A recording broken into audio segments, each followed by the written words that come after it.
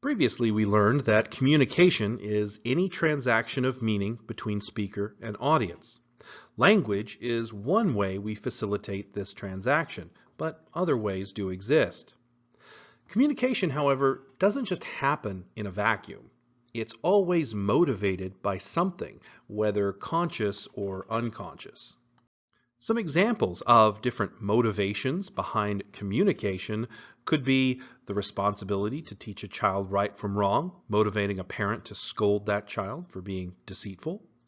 The need to defend oneself against accusation, motivating a suspect to tell their story of what happened to the police.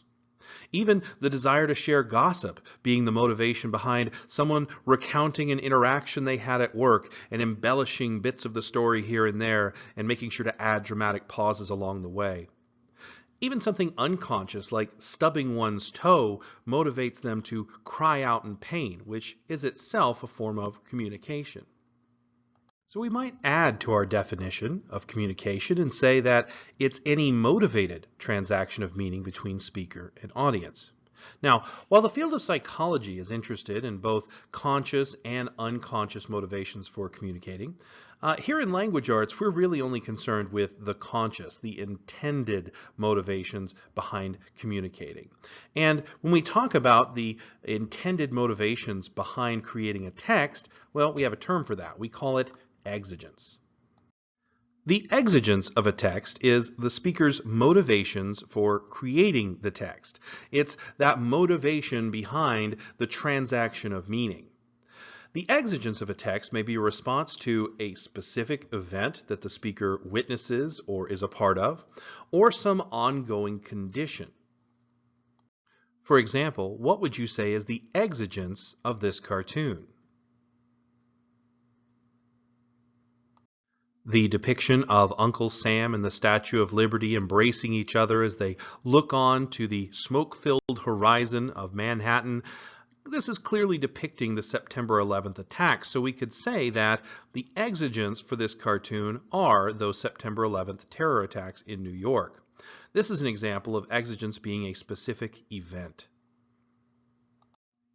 What about a different text? What would you say is the exigence of Martin Luther King Jr.'s "I Have a Dream" speech?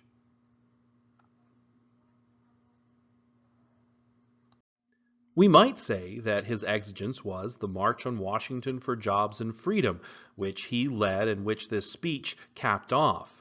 So in this sense, we could say that this speech had a specific event as its exigence.